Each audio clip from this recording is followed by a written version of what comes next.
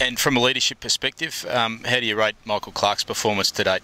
He's been outstanding, hasn't he? I mean, he did an excellent job at different times, even when I was there a few years ago, when Ricky would have a break from the team or he was injured. He's always been a natural leader of the group. He's a natural leader just by work ethic and the way he goes about things. He demands high standards from not just other people, but from himself, so he leads by example really well there. And I think the most exciting thing about him is just his willingness to keep thinking about how they're going to win the cricket game. How is Australia going to ensure that they give themselves the very best chance of being the winner at the end of the 5 days of a test match? And he would have learned a lot from being kind of almost having, I think, Mark Taylor as a bit of a mentor to talk to, and obviously working closely with Ricky and different players over his time. But he's certainly put his own stamp on it now, and he's looking like he has potentially the opportunity to be one of Australia's best. Speaking of Australia's best, who do you think is the most exciting talent that's about to emerge? I'm excited about Nathan Lyon. I think 50 test match wickets basically in 12 or 13 test matches is a tremendous start for an off-spinner in his career, especially bowling in Australian conditions more often than not.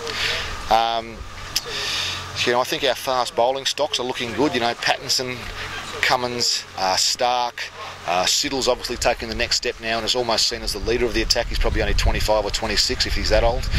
So I think and obviously Hilfy as well, Hilfenhaus. So we've got some really good depth there in our fast bowling group. I'm looking forward to seeing the next young Australian top order batsman come out of the mix. We seem to have, we've got Cowan and we've got Ponting and we've got Hussey, who are all over 30 and doing excellent jobs. It would be lovely to see a 21 or 22-year-old batsman being given the opportunity to, get in there and survive at the top level, and then by learning from that, thriving at the top level. And I think that's the biggest challenge for young players, especially batsmen, is to cope with the increased intensity and standard of the game while finding a way to cope. And then once they've found that way to cope and get themselves almost entrenched in the side, start to do what Michael Clarke is doing now and actually have, churn out big runs consistently and become a real leader for the group. What's your opinion on young players coming into the team and being placed, right in the hot seat at number 3? Do you think that they could perhaps be worked in at 5 or 6? Yes and no. It's always nice to have a player come in at bat at 6 because they don't necessarily have to go in at 1 for 3 or whatever it might be. But the good ones, a lot of the good ones have learnt to do that as well. I think what we need to remember is we shouldn't expect or demand, players to average 50 or 55 like the great players have right from the outset. If we have a look back at the great players we've had at the top of the order in the last little while, Langer had 4 or 5 goes at it before he nailed it. Hayden had 4 or 5 goes at it before he nailed it. Slater had a couple of goes at it and did really well. Ponting was in and out for a start of his career and batted at 3 and then got dropped after making 80 against the West Indies, I think.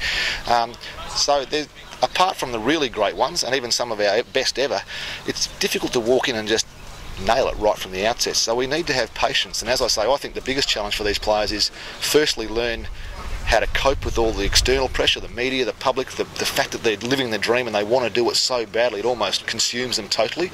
How to survive in the first instance, and then I think if you can get them through that survival and get them into the team so they start to feel like they can contribute in some way, shape or form, you'll really start to see them thrive. And I suppose that was what I was always challenging myself and our staff to do, was let's get them to survive with the aim they'll thrive. And if we can get that happening, you hopefully see players kick on over an extended period and start to average 35, 45, 55 in test match cricket rather than starting at 20 and going backwards from there.